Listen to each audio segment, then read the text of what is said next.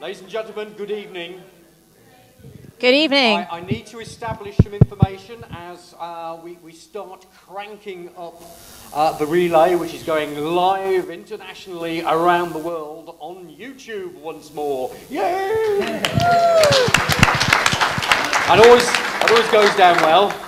So we were very, very naughty people, and YouTube didn't like that, but we're back again now, so there we go. First thing I need to check, because I didn't check this down in Plimpton before Christmas, thinking that when you go to a UK column event, everybody knows Doomwatch because it's on the UK columns channel. Wrong! So, can I have a show of hands? How many have heard or seen our version of Doomwatch on either Peterborough FM or ukcolumn.org/live? Okay, thank you for that good show of hands. Leaving, who are the virgins? Who are the virgins to Doomwatch? Oh, we will be gentle with you as much as the concept will allow. So I think we're all live and direct. We're showing the wires exposed for everyone, but this will be cut out. So we've had various wardrobe malfunctions in this bit before we actually started the show properly. And of course that footage was excised, never to be seen again. So I hope the gentlemen are not wardrobe challenged. I think we're all right with what we've got, so we should be okay. I'm checking with Mike if he's ready to roll. We have a thumbs up. So we're just about to roll the pre-credit sequence. Woo!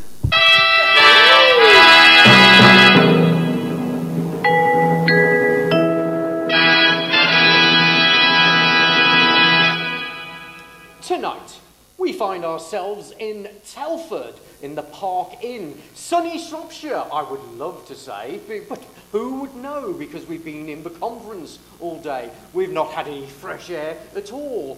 Right from 9:30 in the morning, we've just been blasting it out on various topics. And don't forget, tomorrow, Sunday at 8 PM, there will be more Doomwatch covering the other half of the material. But tonight, it's all about the general election that's coming up in May, and it's all about finding out what difficult questions can be asked of our prospective parliamentary candidates. Rest assured, they will wrestle with these questions and duck and dive because they don't want to relay the answers to the general public. They wouldn't do that, would they? Let's find out, because we take on another Doomwatch.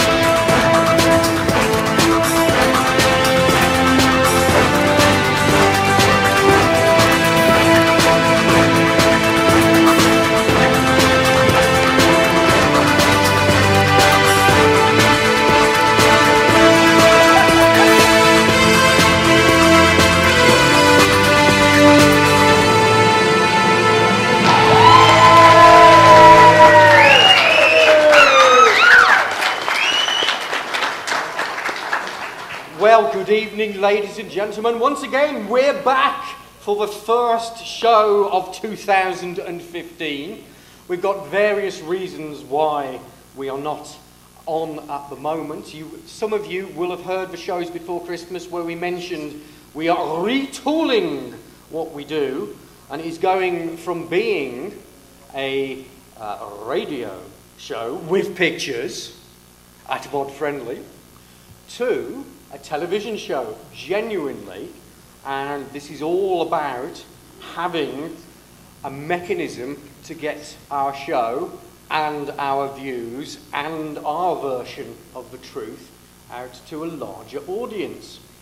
Now, I'm going to stand up now and just go around to this little turntable here, because people are saying, well, what do you mean a new TV channel? What's that all about? Well, in the best respects, we have a promo video. Bear with me, bear with me.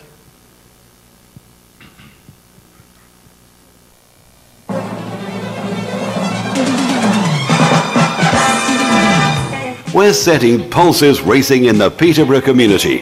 Local television, radio and websites which you can be part of. Care to move away from just being a viewer or listener?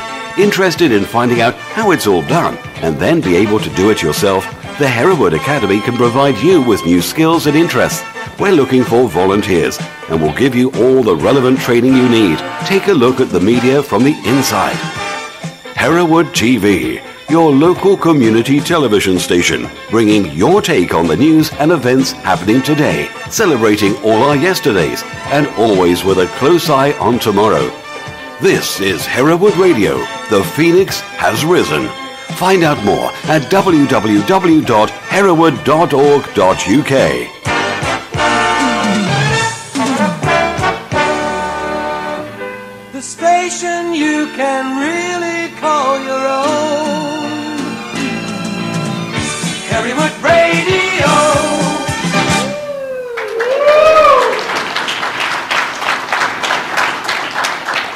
Ooh, yes, hark at us. What's that all about? For those of you who don't know the local radio scene, and why should you, Hereward was the name of the local radio station in Peterborough for best part of 30 years. And it was very much community based. It had a great reputation and a great name. We've done research on the name to find out who remembers it, and it is literally, if you're from the Peterborough area, everybody knows Hereward. So, did a little bit of investigation, found out that Hereward is trademarked, and it's trademarked by a company called This Is Global Limited, who own various franchises, in particular Heart FM, which many of you will know from their various branches around the country.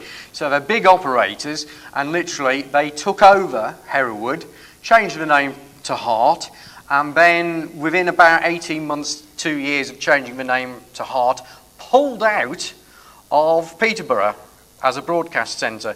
So they serve Peterborough from Cambridge, 30 miles down the road. So not really a local station anymore. However, I went down to see their honcho, their big man on brands and bits and pieces, and said, this is what we've got in mind. We want to do a community-based service. It's going to be 65% speech, 35% music, so it's not going to compete with your mainly music channels. Can we have the name? And they said, yes. Now, the good thing about this is, first off, all the people in Peterborough will know Hereward, so it's an established name. But also, as we'll also be broadcasting on the internet worldwide, every corner of the UK and every corner of the globe, Hereward is a neutral brand. It doesn't say Peterborough. So it means the programming that we can do is going to be based around a lot of the stuff that you will want to see and watch in terms of subject matter and our way of approaching things. Yay! Well, that stunned you, didn't it? I have to say, what's happened, everybody, is the audience is open. We've all had a drink. Gaping, processing all this. So I'm going to give them another chance to have processed that and say, this is going to be the sort of programming in sound and vision that you are going to want to see and listen to.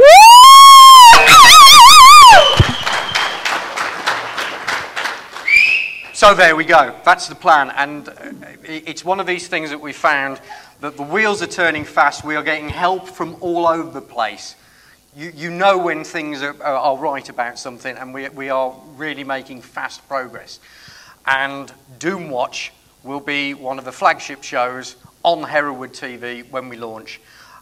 It could be weeks, it could be a couple of months, but we are almost there. So, as they say, watch this space. Rest assured the UK column will be one of the first outlets where you'll find out what we're doing. Anyway, that's the big spiel to bring you up to date as to why Doomwatch has been away for 2 months and what I've been doing to fill my time. And now we have guests with us this evening on the stage and some in the front of the audience that we will be going to as well. This show is going to be as good as you make it. We have Daisy over here, Daisy Jones. And Daisy will be moving amongst you in a most mysterious way, looking for your questions, comments, queries. What we're trying to do is, in terms of the election side of material that we've been talking about today, and also previewing some of the stuff coming along tomorrow, is actually give people a taster at home, worldwide, via YouTube, thank you YouTube, as to what has been going on today. And again, for you to build up on that, tell us about some of the election-based stuff that you really hooked into. Obviously, the grand jury stuff is tomorrow's show. So that's how we're going to segregate it. After all, tomorrow we'll have the deliberations of the grand jury to actually pull down upon. So it's the other half of the programme that we're dealing with this evening. And from Get Out of Debt Free, I worked with these guys before on The Edge. You may remember that Ceylon and John Witterick were with us on The Edge and have been on Red Alert Radio and Doomwatch. Welcome to the guys from Get Out of Debt Free!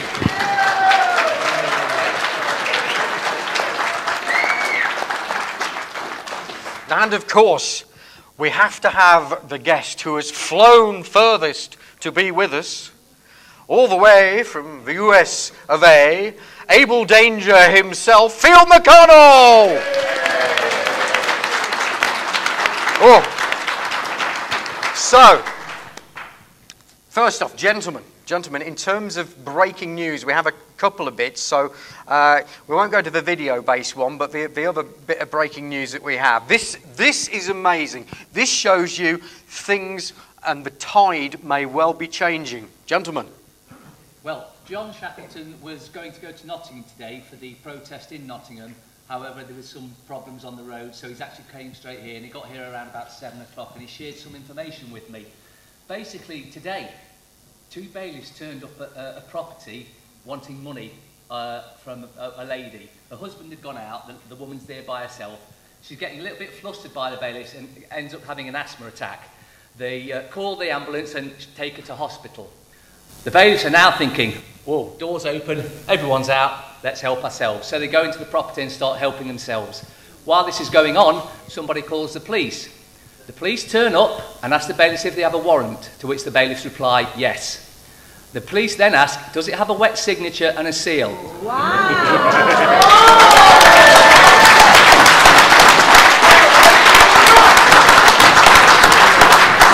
And by that, I judge you know what's coming next. They reply, no.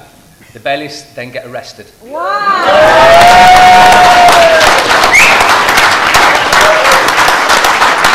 And as far as we're aware, the charge is going to be something like aggravated burglary. Just good.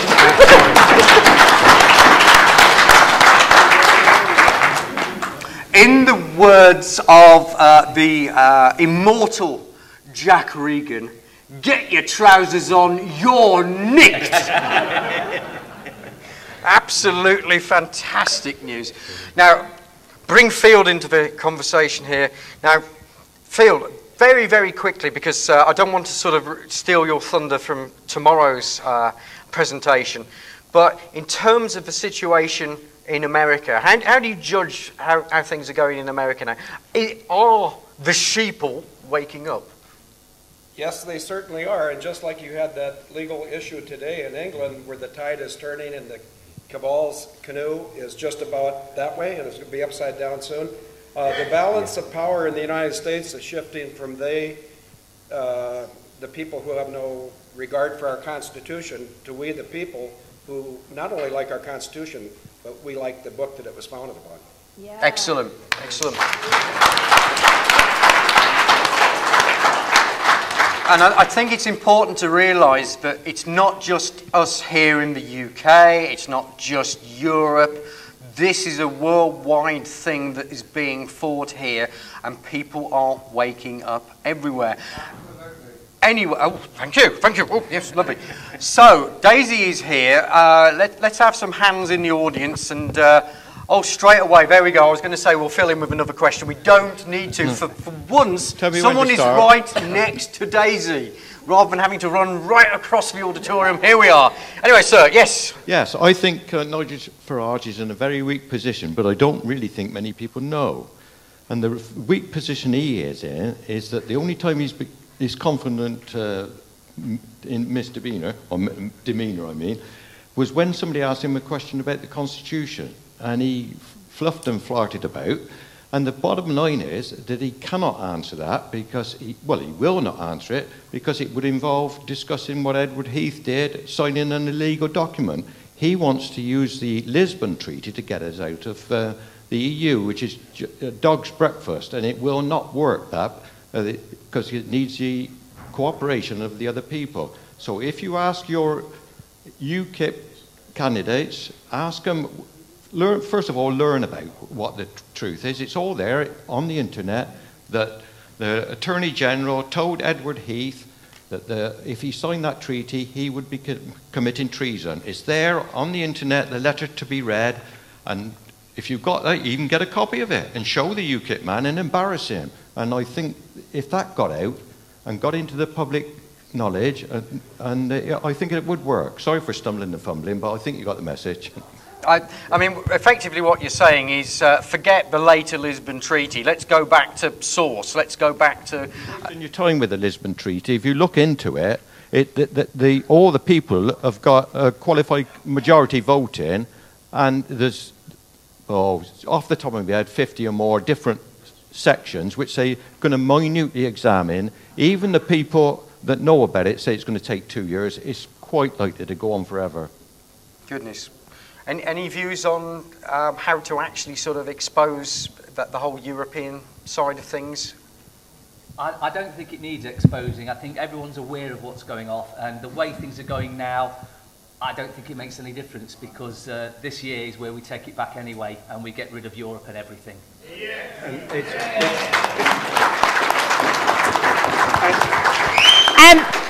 We have David over here who has who'd like to disagree with this gentleman over here. So one second. Oh my word! It's kicking off. Fight already.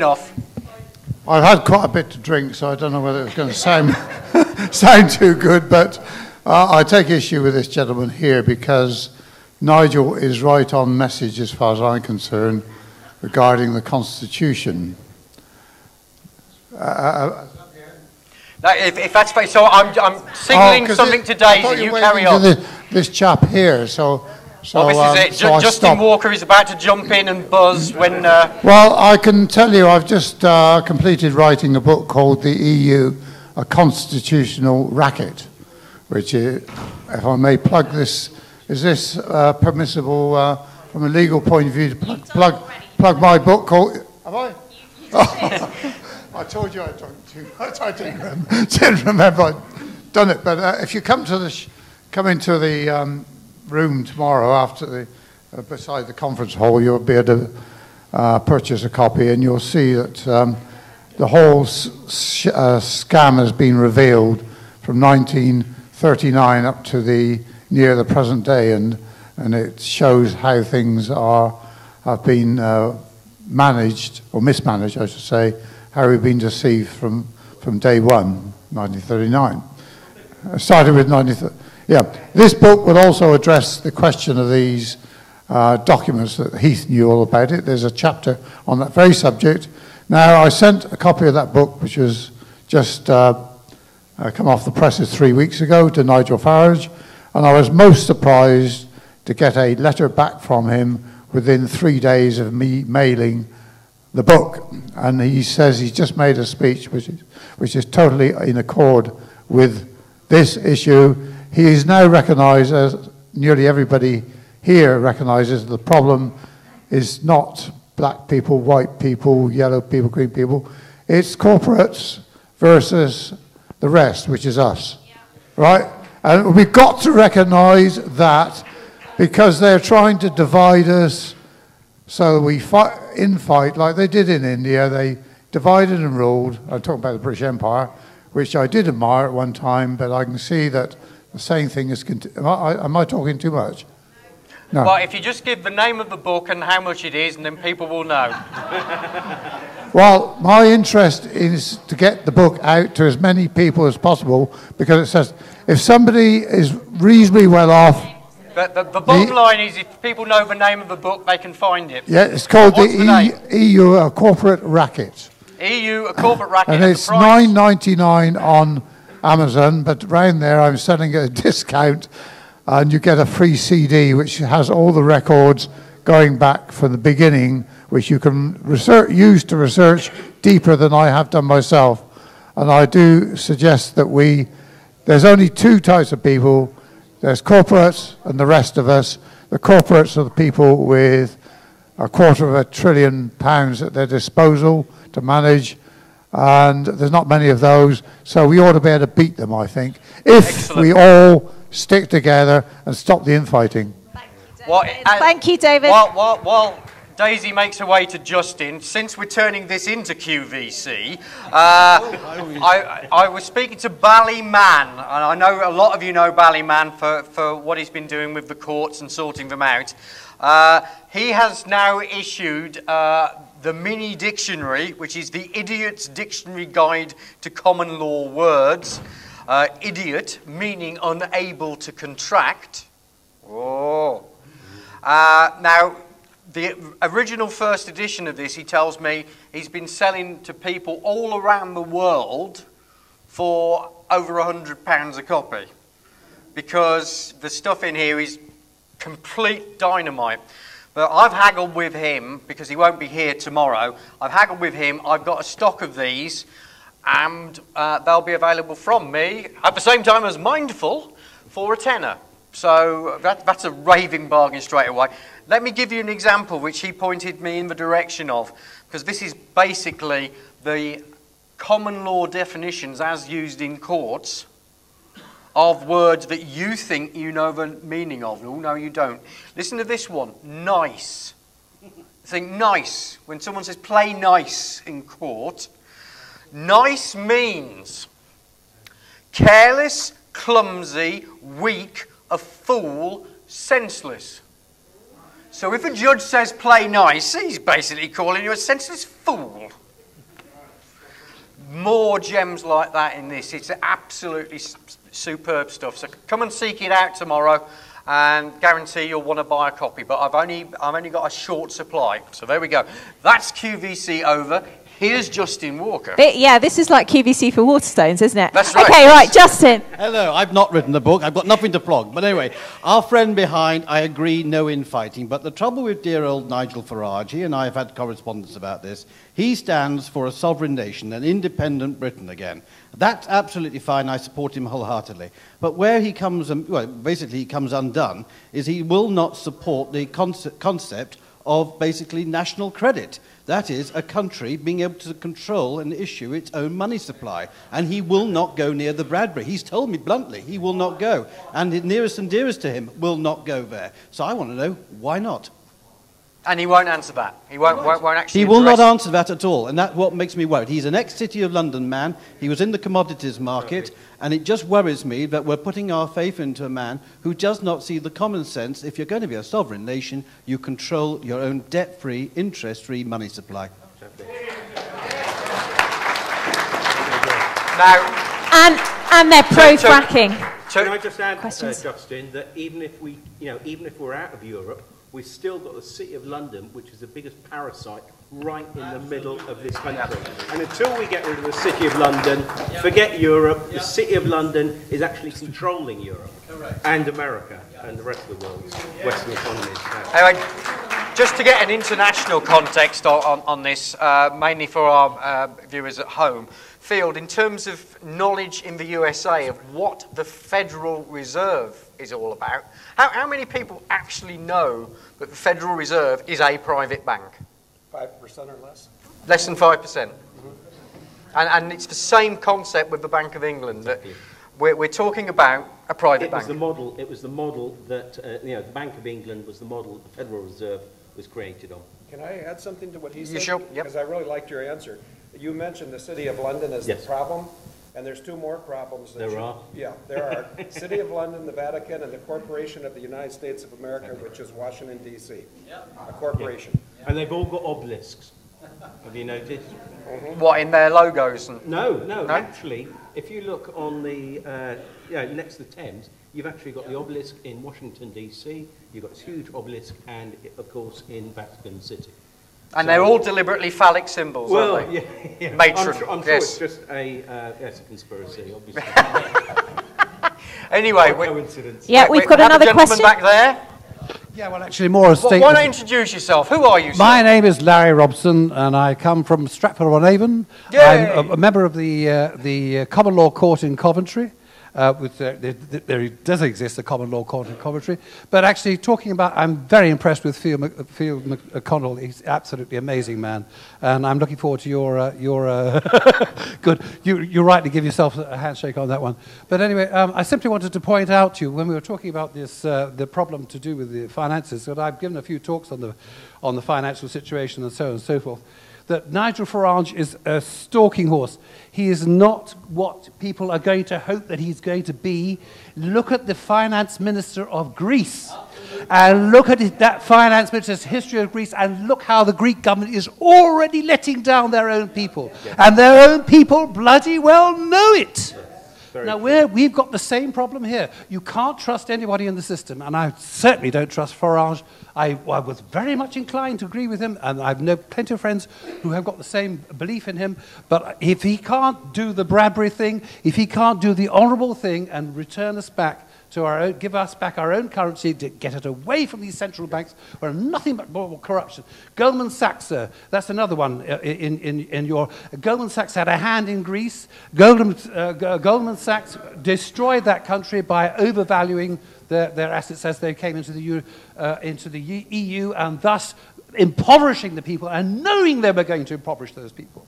So basically, why believe in Nigel Farage? I can't understand it.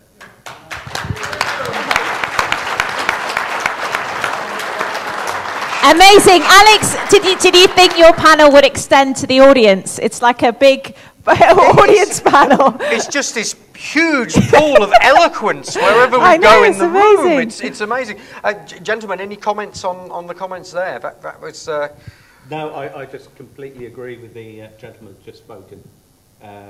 It's set up from the start. And, we know that Nigel Farage, he's got a city background, so he wouldn't have got as far as he has done unless he was, otherwise he'd have had the carpet pulled out from under his feet.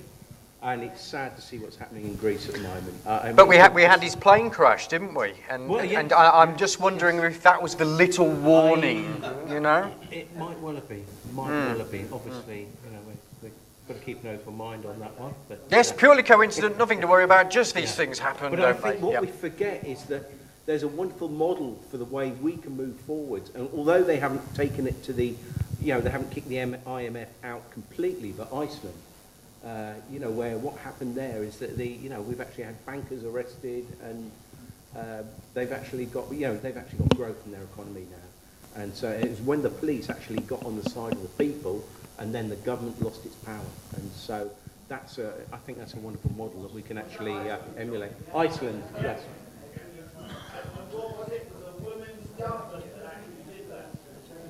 Yeah, well, there was... Can I just remind people, please don't comment unless you're on microphone, because people at home will just hear blank silence. Can we have that comment again so we can hear it? Yeah, I have quite a few friends in Iceland, and apparently what happened was that the cabal tried to bring Iceland down at a little bit of an inopportune moment, because it was just at about election time. And what actually happened was there was an attempt, a bit like Greece, with the cabal going in there and saying, okay, we're going to really, really decimate Iceland. But Iceland said no. It's really like a big town. There's 300,000 population there. And what they did, they returned a women's parliament. The women said, we know how to run a household. This is just like a large household.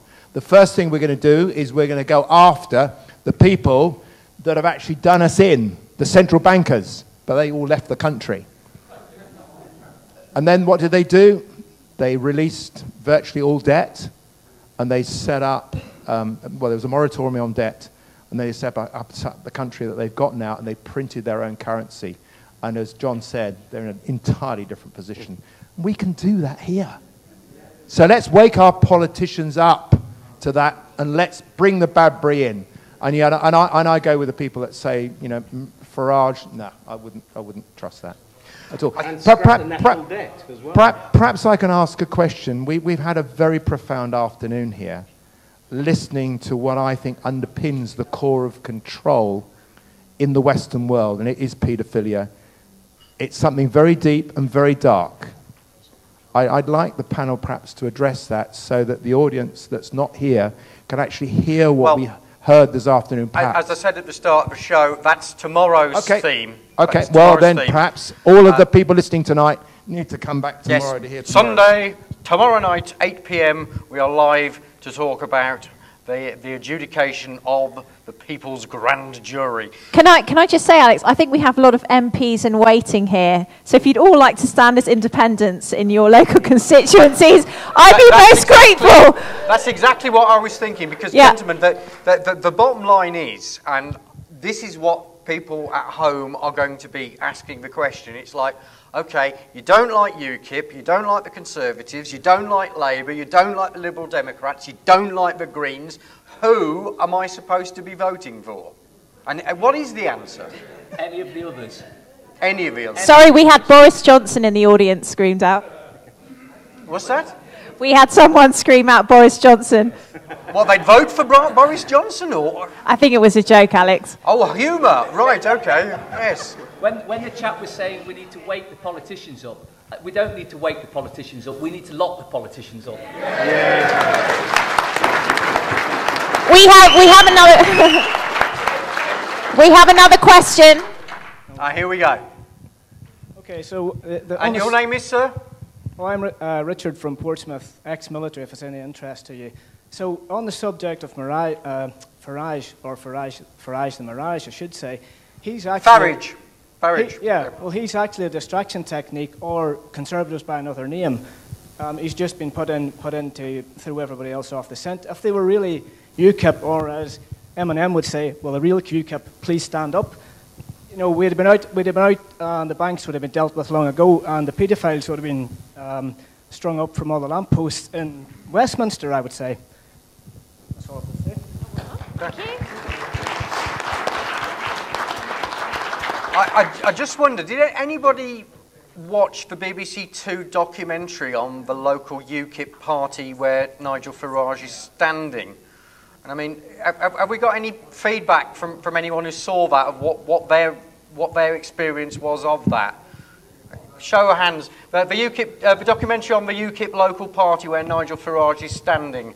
Was it a hit piece? Was it an honest piece? What do we think? Do we have someone in the audience who saw it who can give a viewpoint? Oh, we've got Justin. Justin in the front here. Oh, why'd you have to be in the front, Justin? I think it's intriguing because I think a lot of people who would have seen it as a hit piece. What did you think, Justin? Well, I watched the Channel 4 one, which was a definite hit piece about the fact there were going to be strikes and the whole country was going to collapse. This one was more showing the sort of genteel nature of UKIP, but I think what they sort of tried to give the impression of is they were all a bunch of Basil Fawltys and Sybils. And they were to some extent. I thought they were nice enough people, just misguided and wading through a sea of ignorance. And that is the problem we've got. Everyone is wading through a sea of ignorance, including the politicians, and I divide the politicians into two types. They're either bloody idiots or they're bloody traitors. And that's it now, because they've all been told what's going on. And if they can't connect the dots and see common sense, then they're the bloody idiots. If they do know what's going on, they're bloody traitors. Interesting, because it was exactly the same sort of aspect that they were putting on. That it was very Middle England on the BBC documentary, and they actually managed. They didn't set this woman up. She was just saying what she thought, and she was basically sort of saying, "I really detest and just cannot abide." The N-word people. And it's sort of like, Nice. Really? And it's just like, she says, I know it's me at fault and whatever, but I just can't do it, you know, and then starts to describe the facial features, and it's just like, stop, please, stop. And this is all with a camera on, and she knows the camera is on, and they are recording a documentary. And so the local party effectively took the action of banishing her. And it was sort of like, and you really think, well, this isn't an unguarded moment. This isn't sort of one of the things that we've heard about where it's a politician on a microphone he didn't realise was still live in the back of the car. This is a woman sitting in some other woman's house with the camera on and the big flashing lights. But I tell you what, we're going to talk about N-words. So anyway... We've got another question. Oh, go on then. From Reg from Suffolk. Hello. I just wonder why the BBC gave Nigel Farage so much exposure. He wasn't given any exposure, and then all of a sudden, every night you watch the telly, he's on. And it seemed to start, didn't it, with where Clegg did battle on Europe with Farage, and to be honest, if you saw that, Farage wiped the floor with him, and the reporting afterwards was it was quite a close contest. I don't know what you thought. Who saw that and thought that was close? It's ridiculous. I wonder, like yourself, after his plane crash, he had the plane crash, and then then he was on the telly all the time, and I wonder if he got the message, was put on side, and they said, right, now we can use the guy. Yeah. I mean, it's very much, and Mike of the ukcolumn is of the mind, and I don't think I'm talking out of turn when I say it, he's of the mind that UKIP are going to be one of those potential partners in whatever coalition is put together after the general election. And maybe deals done in dark places that is going to be part of the recipe, that they are going to be involved in the coalition in return for their subservience, maybe. Who knows? Who knows? It's difficult to say. We are speculating. Alex, do you want your panel to talk? Because I've got loads of questions from the audience. Yeah. I mean, do we have a view on whether UKIP are now a controlled opposition? I personally think that the whole, excuse me if I'm speaking out of turn here, but I think that it's a bloody puppet show, which is a distraction. And, I really wonder, I think it's great that it gives us an opportunity when the politicians are at their most vulnerable to actually hit them with a message and get it on camera and get that out. But as far as who wins the puppet show, it is neither here nor there. Because until we actually have get rid of the debt, and actually have a debt-free currency, which Justin's talking about, or spoke about earlier today, then we've still got the court system, which is corrupt. We've still got the Masonics, the Masons in place that are controlling the whole thing. And so until we actually bring down the whole system and actually put something in place which is on behalf of us, the people, and not on behalf of the corporates, which have been pulling the strings for too long. So.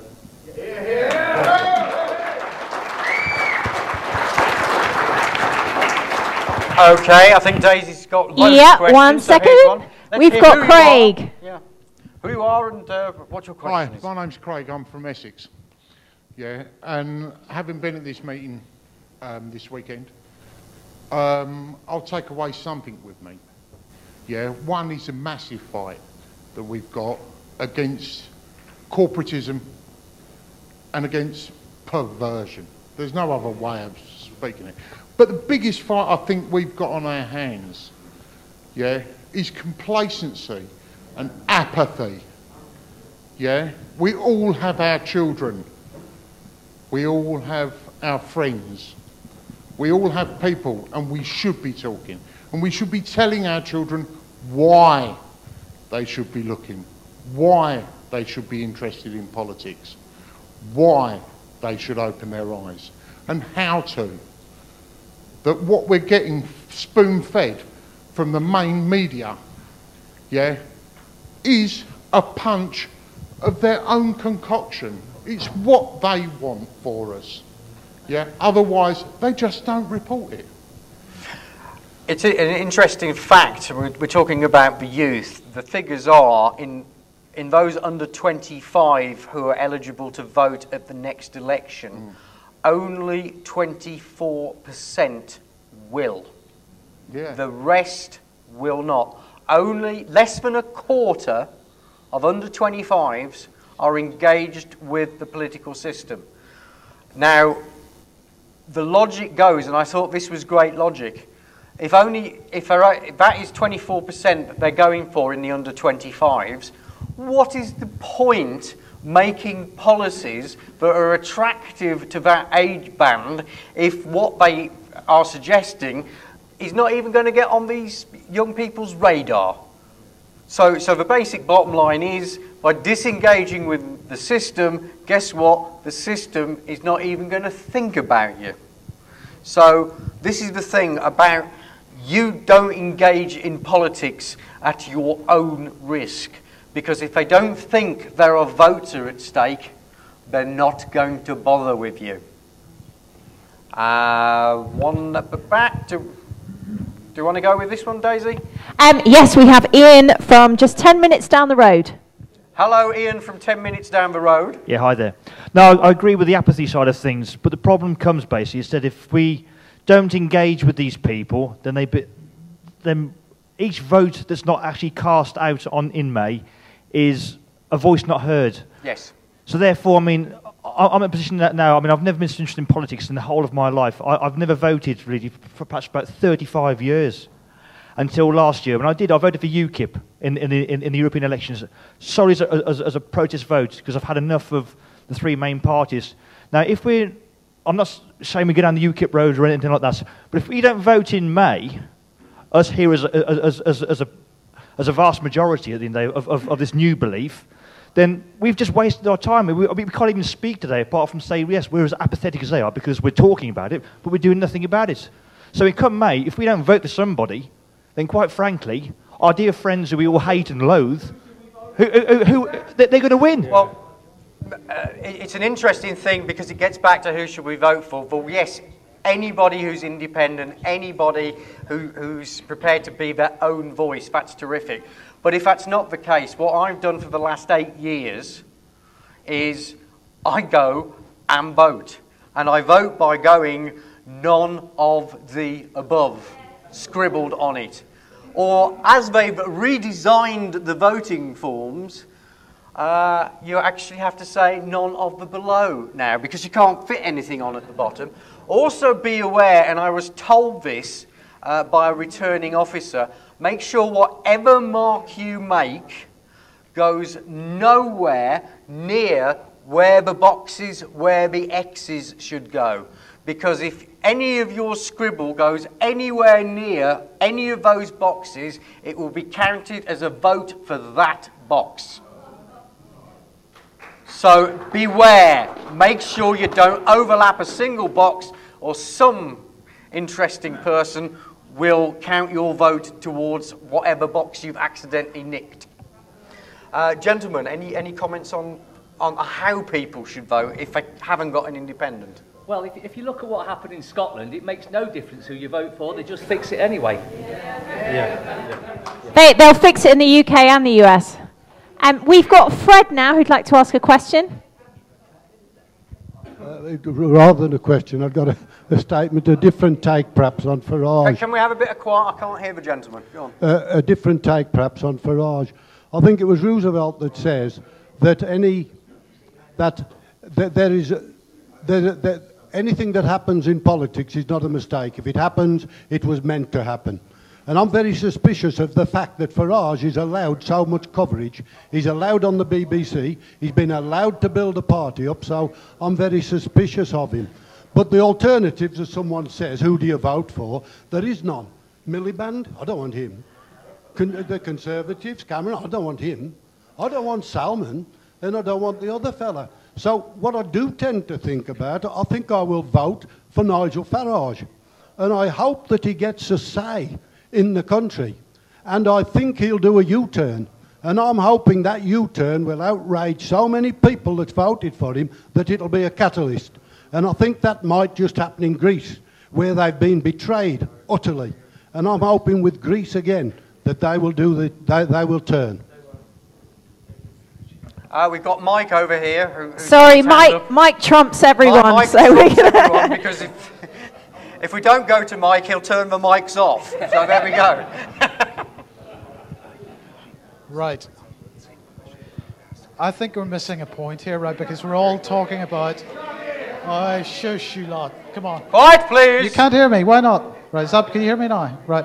We're missing a point here because we're all talking about who we're going to vote for or who we're not going to vote for, or whether we're going to vote or we're not going to vote. I agree with this gentleman that says we all got to vote in some way. We could spoil our votes. But the other thing we might do is we might walk out of the voting booth with our voting paper and then they don't know actually whether you voted or not. Right? That's another option. Just to recap, Mike basically says, if you really want to screw the system up, walk out of the polling station with your ballot form, because it completely buggers the system up because it doesn't tally with the numbers. They've got so many votes there, and it doesn't match what they've counted. Right. But there's another point here, because we're talking as if once we've voted, that's it. That's not it. We've got to hold these people to account, and this is what I was trying to say earlier on. It actually doesn't matter who is in government or who your MP is. If you're on his doorstep every 5 minutes, every time he takes a breath, and you're questioning why he's breathing, right? At some point, he's going to breathe the way you want him to breathe, right? Which maybe not at all. That's your choice.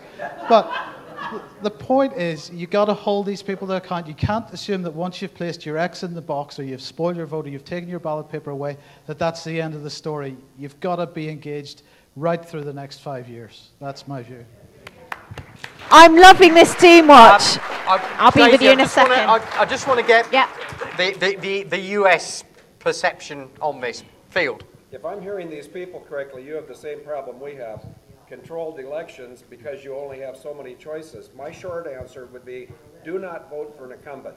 If you vote for any incumbent in the United States of America, you have about a 10 out of 535 chance of hurting a good person.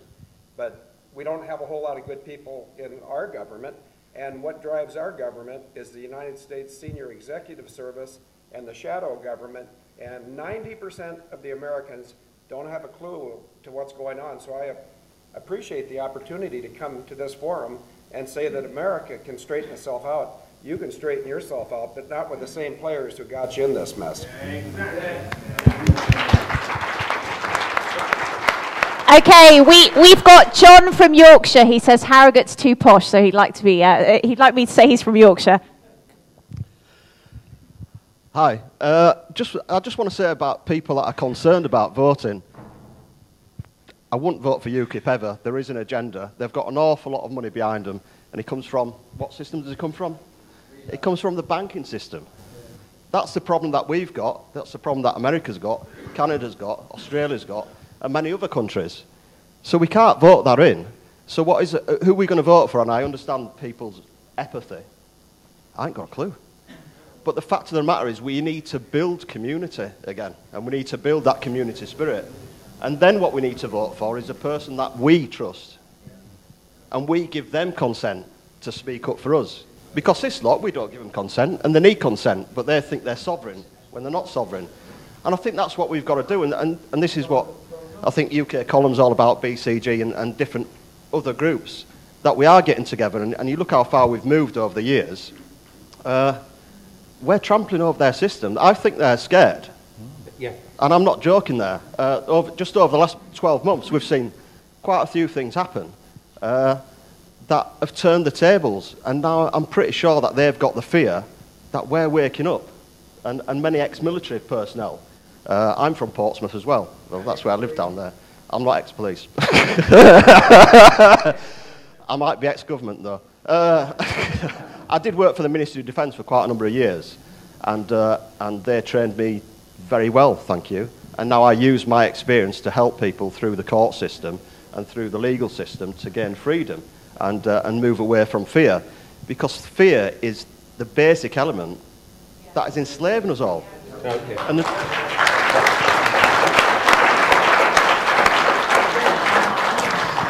it's an interesting comment there, because it was something I was going to move around from. We all say people are apathetic. But how much is it apathy? How much is it fear? What is the driver for people's disengagement? Where is the real nub of the problem? Well, I think, you know, this gentleman spoke absolutely perfectly. I think he got the nail on the head there, where it is fear. You know, people have got mortgages, they've got kids, they need, you know, they're struggling anyway.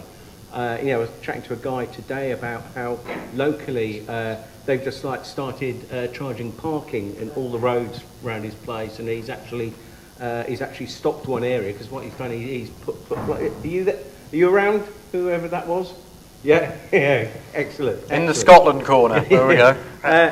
You know, it's people actually engaging the system, and what he did, he just went round with flyers, and he stopped a whole area actually where they're putting in charging for parking in the roads. So, you know, whereas they were, you know, so this is people not being apathetic, actually doing something.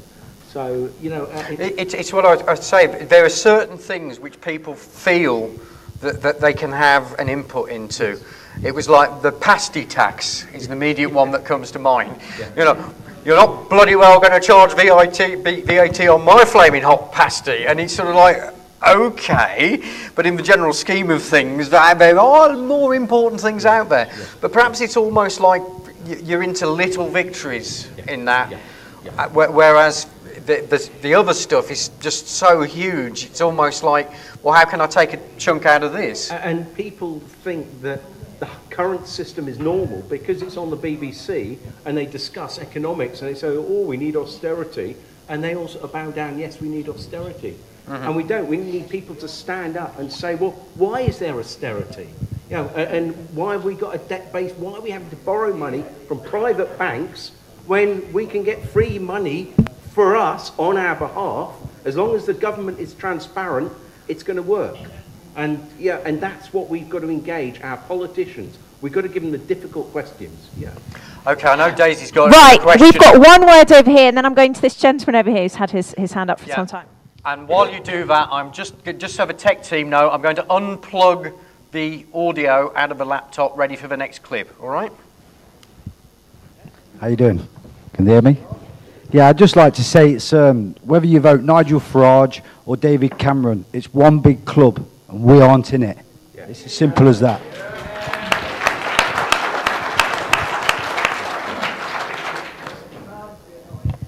Next one. Any more? Have we got another one, Daisy? Yeah.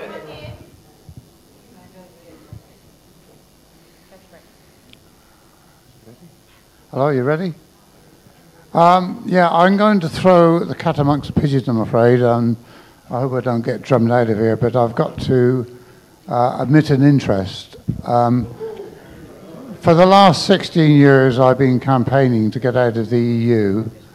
I helped David Cameron become the MP for Whitney, or West Oxfordshire, whichever way you want to look at it.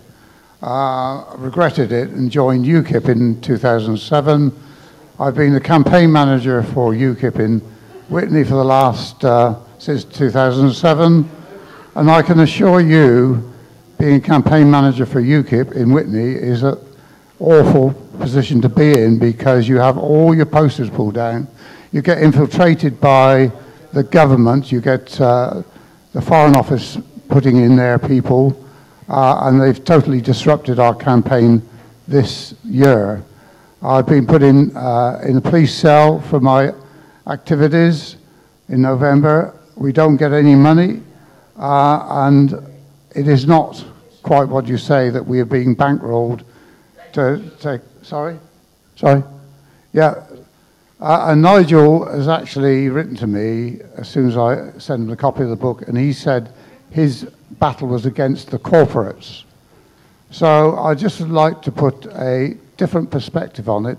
And secondly, of course, we have the situation where you have a choice. If you don't like what you've got, you can either try to overthrow it by physical force, which will be very, very, very difficult, or you can join the political system.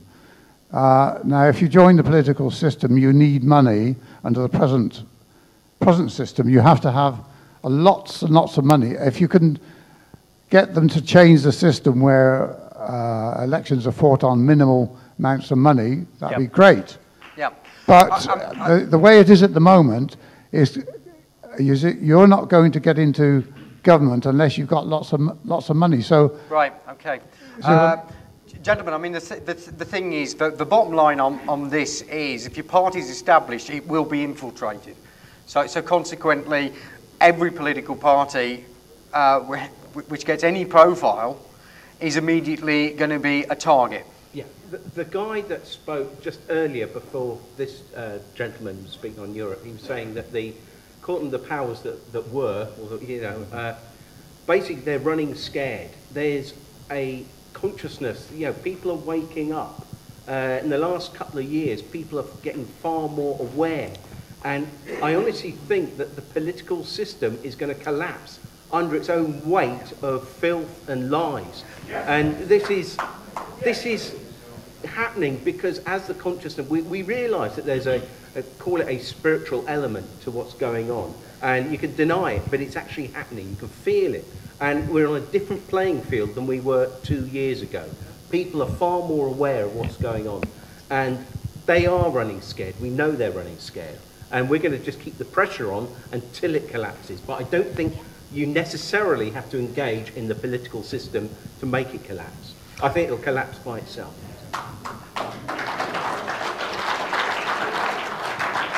If we are going to continue with the money system, and I can honestly say that it's going to get to the point very soon where we're not going to need a money system, but if we are going to continue with the money system, I think I have an answer to solve all these problems.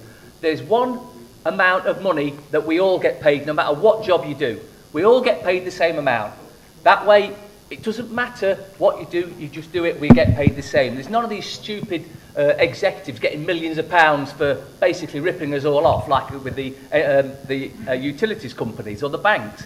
We all get paid the same amount. That way, what we do with that money is up to us. Or we can also, you can go onto time banking, working in your local areas. There are people regenerating their communities, because where they actually need support to actually get things done, when the community comes together with time banking, it allows everyone's efforts to be valued the same way. And so it's set up, they'll help you set it up in your area, and it's an amazing resource that's taken over from the LET system. So get on to timebanking.org, and there's some excellent resources there for literally rebuilding your communities. Anyway, what I wanted to do now, as you can see, we have an image behind us. So this is the other big piece of news of what's happened today. So I'm going to start the footage rolling, and Salon, if you can give us a sort of commentary about what it's all about, so that people can get a concept of how important this is. Let me start the ball rolling over here. Okay, this was Nottingham today, where we had between 200 and 250 people turn up, demonstrating or protesting, or whatever you want to call it, against the paedophilia in the councils. The police were there as well. The police actually went up to Mickey Summers, who was leading this protest today, and they congratulated him and said, "Thank you for making our job so easy." There was also a wedding around about 2 o'clock in the afternoon, and what they did is they knew the wedding was on. It was the only one booked for the day, so they all backed away from the council house. So the couple went and had their happy day and then left, and then they continued again with the protest.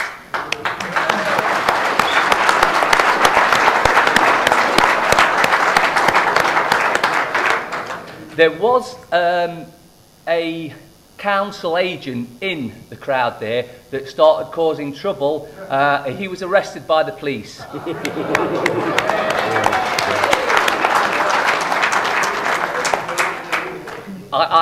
We do have certain whistleblowers in the council that have let us know, the executive branch, which are the ones controlling it like a dictatorship, and I do mean it is controlled like a dictatorship. Nottingham City Council and the County Council's the same. They're both mainly Labour. When Mickey Summers he abandoned the meeting last September. Then all the Labour lot got up and left except for 2. And we then, earlier this year, we stopped the council meeting at the county council. Again, all the Labour politicians got up and left. It was only the independents, Lib Dems, that actually stayed and listened. So while we were actually invited to talk to an independent councillor in the council house, which the leader of the city council was very upset with because he doesn't like us, she was explaining how the councils work, and she explained to me exactly how it was working, and I said that sounds like a dictatorship. She said it is. So in Nottingham we have a dictatorship already. The CEO of the council back in 1997 went on his common purpose training course. So that just explains to you how the city and county councils in Nottingham are the most corrupt councils that I've come across. Along with that, the police force in Nottingham is corrupt to the core. They have a strategic partnership. The county council, the city council and the police force have a strategic partnership with each other, which basically means that the police won't do anything or put anything out that could harm either councils. Mickey was told last year, towards the end of last year, that his child rapist, the head of social services, as it was at the time when he was a 12-year-old boy, had been arrested and, on what Mickey had been saying about him. We later found out he hadn't been arrested. He'd been asked to come into the police station and had been interviewed under oath. But Operation Daybreak had said that he had been arrested. So we've now got Operation Daybreak blatantly lying. And the reason they did that was because Mickey was blurting out his name and making it known that he knows where this man is. And he actually put a piece out in a local newspaper, the Chad, that it made the front page of the full page spread stating, "Find my rapist before I do." Within the week, they allegedly found him and questioned him. So they knew where he was all along. The police are corrupt to the core. And as you saw, Lee, who stood up earlier, we had Sergeant 2363 S. Brooks aided and abetted in the theft of his boat. And just for further, the John that stood up earlier was the lad that brought up the information about the bailiffs being arrested earlier today.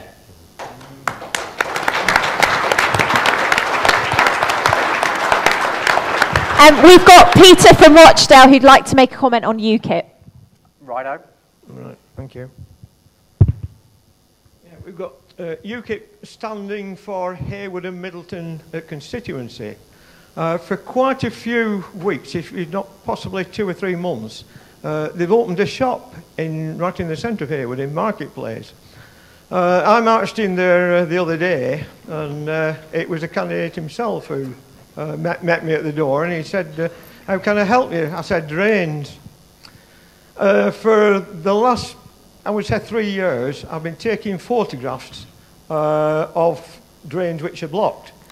The local council subcontract the cleaning of what they call gully pots to a national firm who also are a main subcontractor to Network Rail. I said to the candidate, if their work on Network Rail is any reflection, or the work in Harewood on the drains is any reflection on the work with Network Rail, God help us, it's no wonder rail fares are so dear. Anyway, John Bickley, that's the candidate, to his credit, he contacted someone else. And the day I came down, the same morning, there was an email from this other person. They want to see me about the problem, so perhaps I'll get something done. You're getting a response at the local level, basically? Yeah? Yes, yeah. Great stuff, great stuff, okay.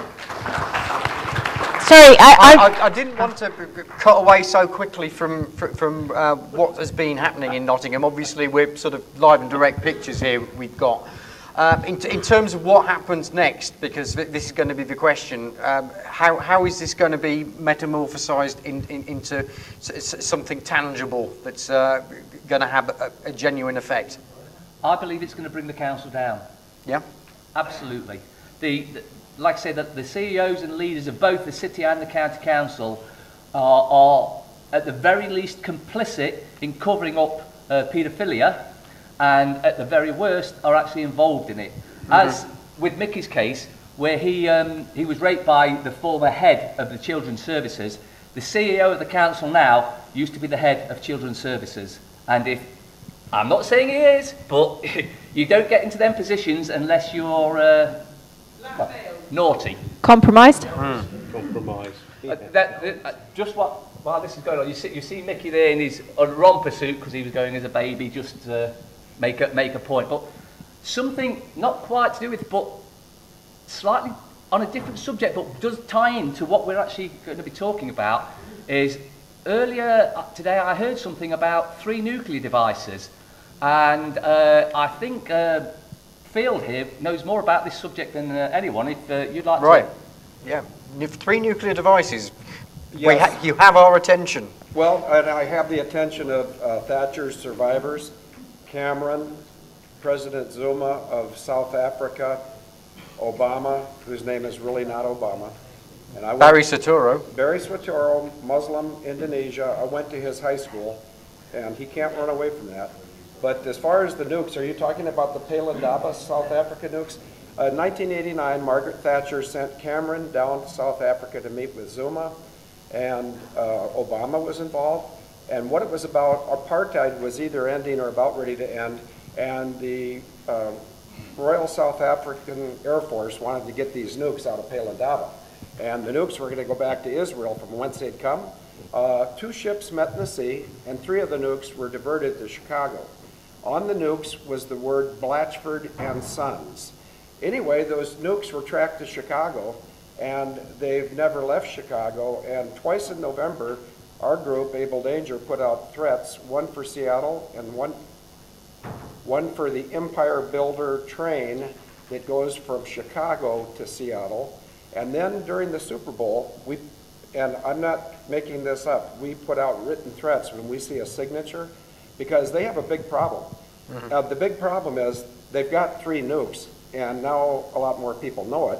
They've got to get rid of the nukes. And the best way, it's not a very good way, but if you blow them up. And this goes right to Malaysia 370 and Malaysia 17. When Malaysia 370 landed at FJDG, they had a problem. They suddenly had 239 bodies they needed to get rid of. Guess what they did? They put them on Malaysia 17 out of Amsterdam, and they got rid of the bodies that had been sitting there. And I'm sure there's people in this group that know the condition of many of those bodies was partial decomposing, and you don't decompose falling from 33 to the surface. So I sort of got off track.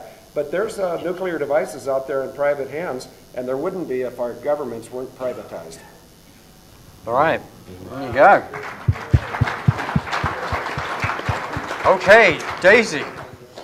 I do want to go to this lady about UKIP, but I'd just like to ask if there are any questions related to that statement. No? So we're going to go back to UKIP. Oh, can...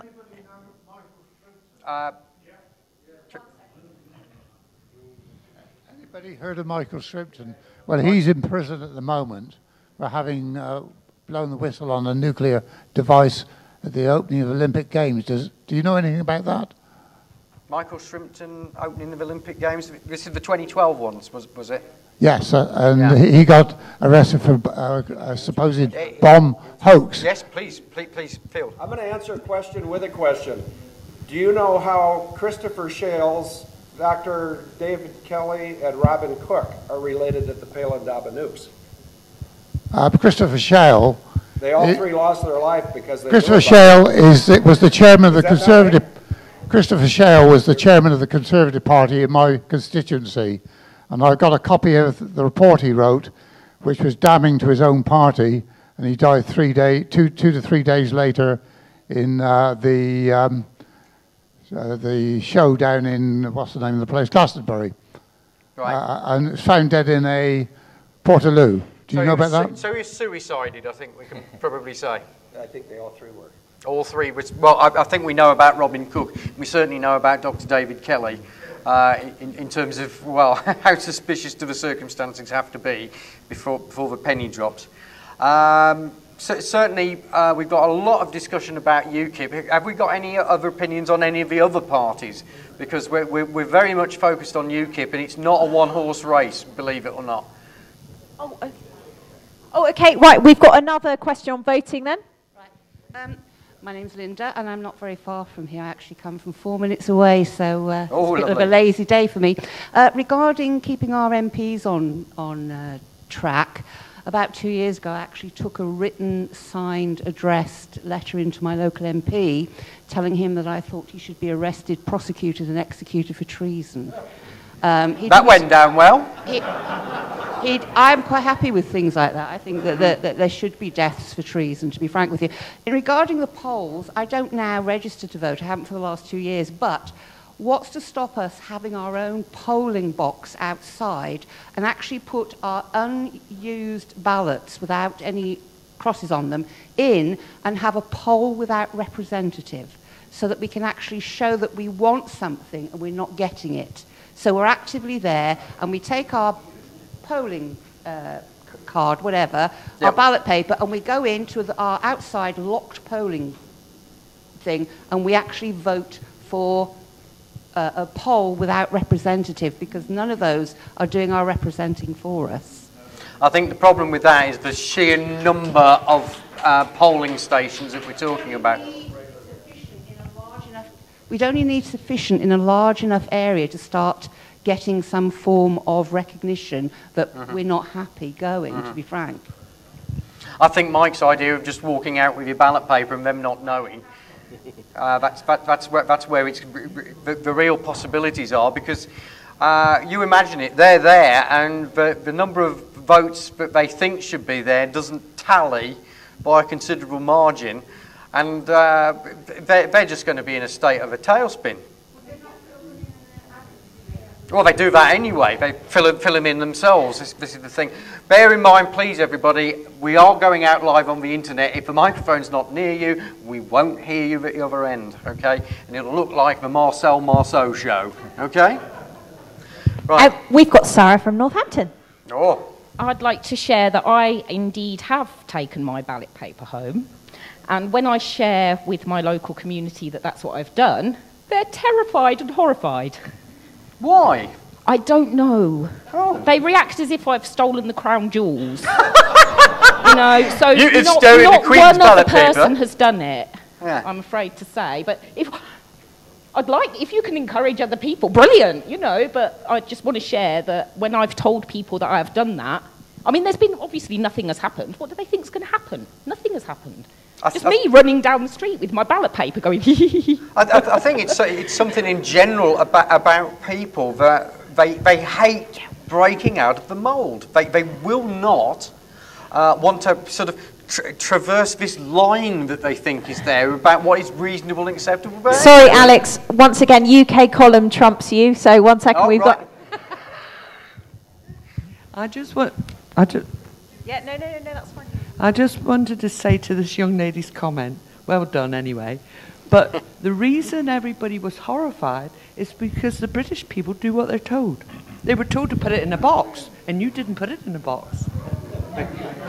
Can I just quote David Icke? I don't quote him very often, but he said, with sheep, they actually need sheepdogs to actually round them up and tell them what to do. As we keep, most people keep each other in check and they don't want to stand out from the crowd. And that's the control structure. Okay. Now, where are we? Have we got someone who's not spoken? Yeah, newbies. Because we're tending to focus on the same people again and again. And I'd love to hear different voices. We've got Ian from Reading. Hello, Ian. Hello there. I just wanted to find out, what's the panel's opinion on sort of a separate debt-free alternative to fiat, say like Bitcoin or cryptocurrency? Oh, system will collapse. It's a mathematical certainty.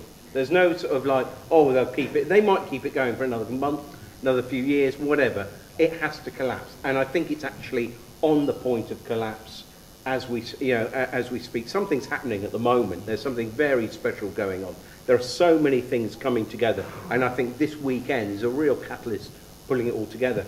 But once it does collapse, there's going to be a void, and I think there might be an option where we have, obviously, you know, I'm going to hand this over to Justin, because obviously I can see if the government creates its own money, as they also did in Guernsey, by the way. I'm from Guernsey, and the Guernsey experiment was even more obvious than the Bradbury Pound, because they actually built amazing infrastructure. They built a harbour which was like 200 years ahead of its time, and built sea defences and everything. Yeah, you're absolutely right about the Guernsey experiment. It was brilliant. I would just be very, very careful about Bitcoin. A lot of feedback I'm getting from people who I trust say it's too complex and there's a hidden hand behind it. So steer clear.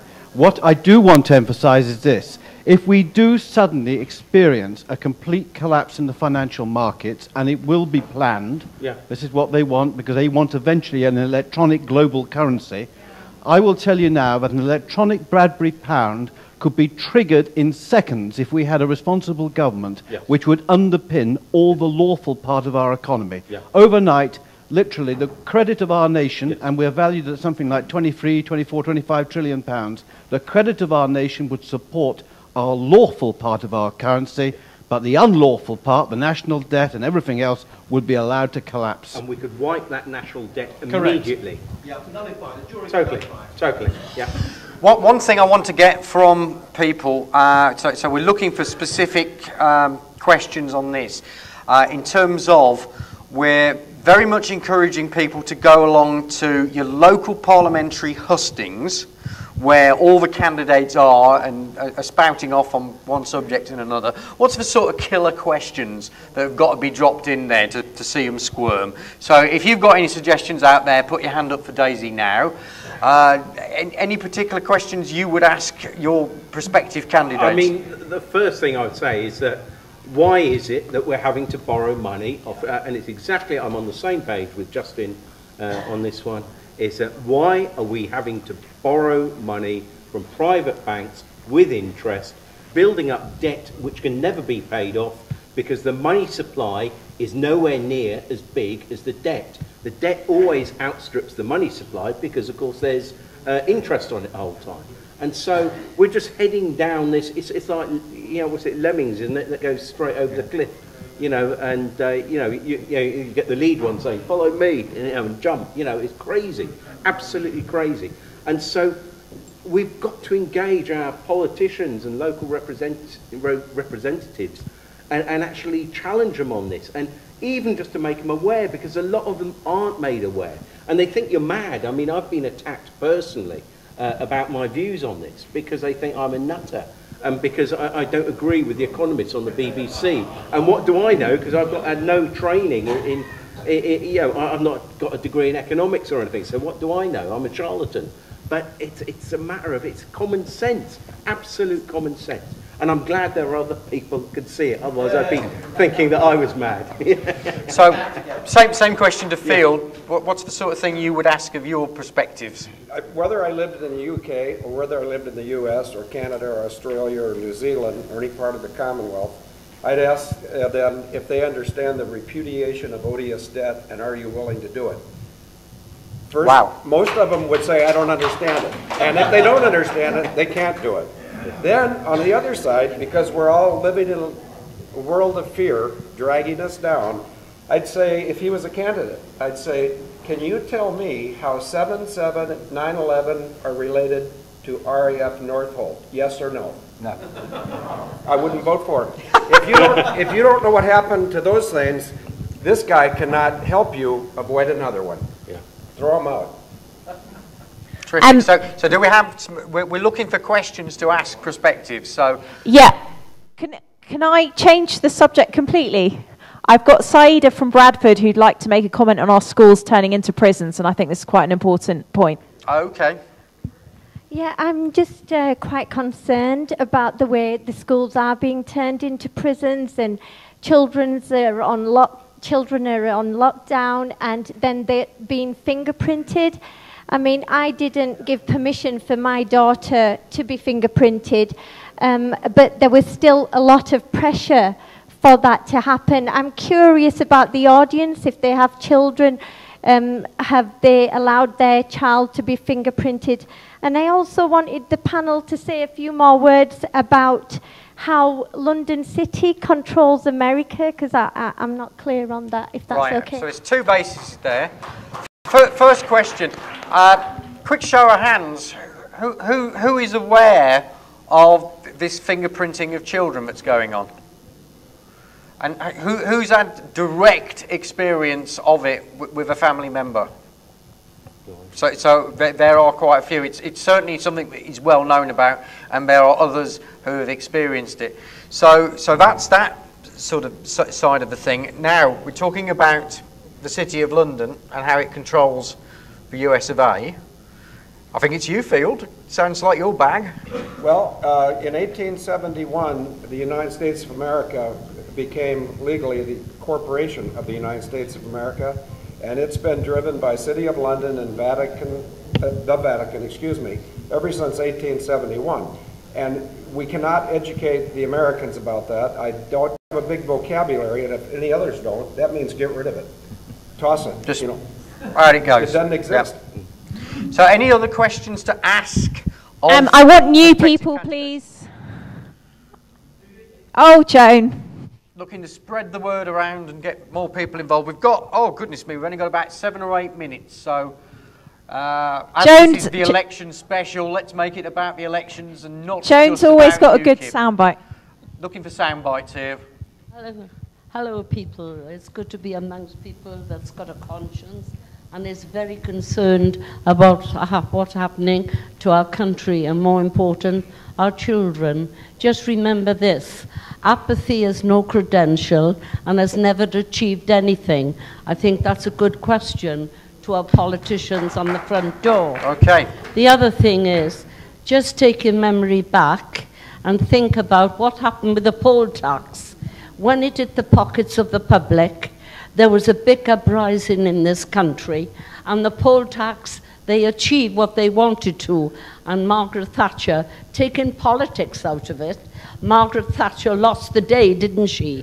And she had to change regarding the poll tax because of the power of the people.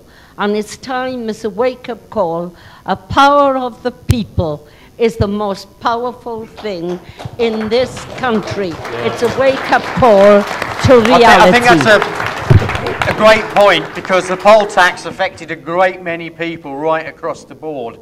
What we've had recently is the bedroom tax. And if you saw the headlines, I think it was earlier this week, basically lots and lots of low rent property empty because it had 2 bedrooms and single people and could not occupy those because effectively they would be having to pay the extra tax for the single room over their very, very low wages, so not worth them occupying. And streets upon streets of houses are empty because of that tax, but it was all about dividing down a little part of the community which didn't affect everyone. And those people they've targeted with this, and it's a nonsense. Alex, just saying, if this were question time, we'd give our local people more of a voice. So I'm going to hand us back to Ian from 10 minutes down the road. Thanks. I want to go back to education, basically. And is this a question for a politician? Oh, definitely, Good. yeah, without a doubt. Because I'd like to know their views on the academy systems, which seems to be upgrowing all over our country, whereby, as far as I can see, these are actual profit-making entities now, whereby they're controlled by, again, our friends from the cream on the top of the milk, as I call them. And basically, so our children now are actually being treated as commodities, not something to be cherished, nurtured, and put out into the system to do the good for everybody.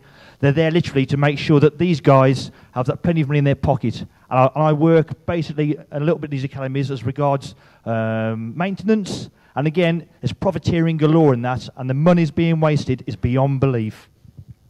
Okay. Got a five minutes, and as I say, just want to get some juicy questions to ask. Sorry, I'm prioritising new people. Don't be offended, everyone else. What's your name? I'm very new. It's the first time I've ever been here, so it's a pleasure to meet everybody. Thank you. It seems like none of us are really happy with our politicians. And we often hear about we all want more spending on the NHS or education. But I think it's about giving us back the power. I mean, with technology, aren't we all able to decide at the end of every year how much of our money we'd like spent on the NHS or how much we'd like to go into education? I mean, if you knew that you were paying a certain amount of tax each year, wouldn't it be really democratic to be able to say, I'd like to spend 20% of my wages on the NHS or 10% on road building or education or the military? And if you had to pay for a war, maybe you'd think about putting less into the pot. It's an interesting concept.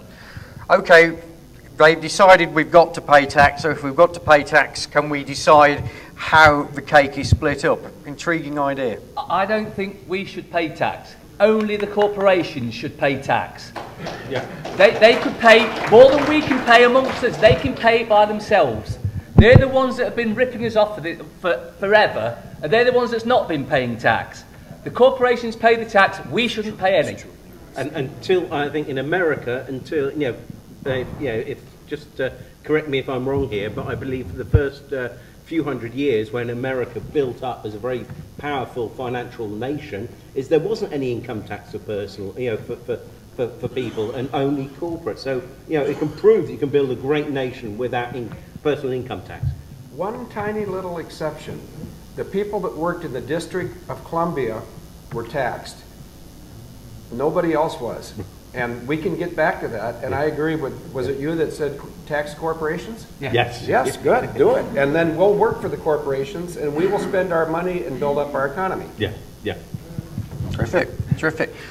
We've got about 2 minutes, so one or two juicy questions for your candidates.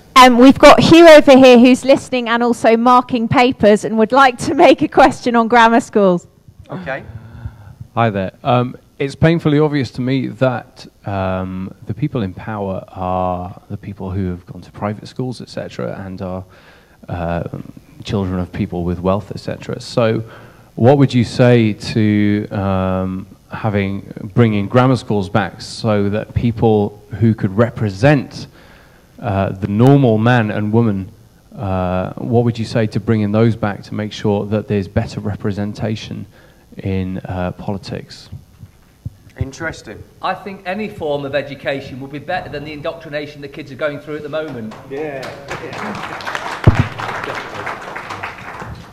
I think we've got time for about one more comment to go. Sorry, to just a new prospective people. Candidate. So somebody we've not heard from tonight. Hello, this is just in response to your comment about corporations that are only paying tax. My only dilemma with that is, as a taxpayer, you should have some say about how the money's spent. If it goes only to corporations, then the corporations may say, well, we're only going to spend this much on the NHS, we're only going to spend this much on the police force, we're going to only spend this much on defence. When it's in the hands of the people, then they can actually levy it. It's like if you give money to a charity, if you put your name behind it, it takes it out of kind of well, I don't know what the wording is for it, but I've just got a slight dilemma about it all being paid by corporations, because then there is almost the possibility that people just aren't classed as anything and you're just going to be dictated to. But that's just a possibility. So, what do you reckon? Corporations are soulless beings. They can pay the tax, we'll decide what we do with it.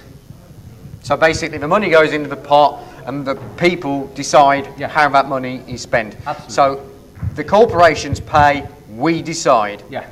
Okay, well we are at 9:30, which means... Closing question, can we?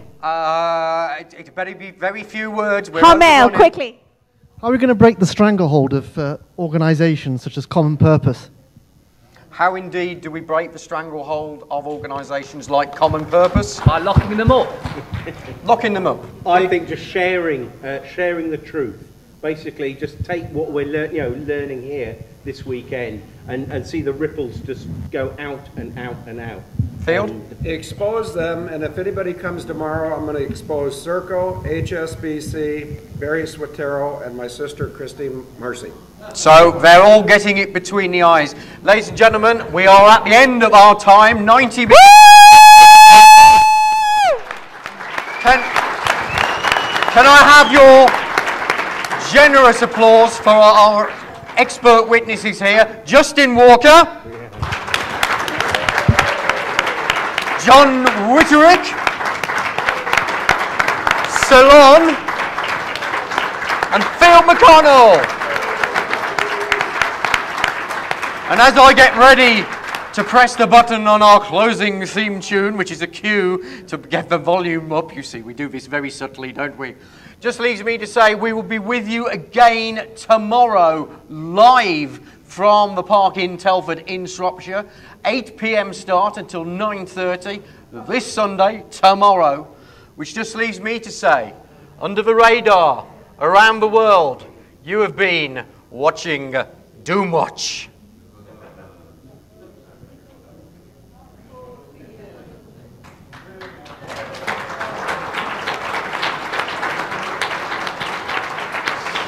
Thank you.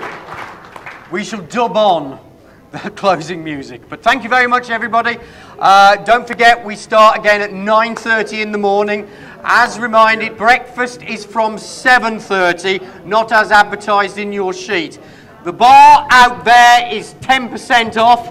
When that bar closes, the 10% off goes down to the other bar, but not until. Enjoy your evening.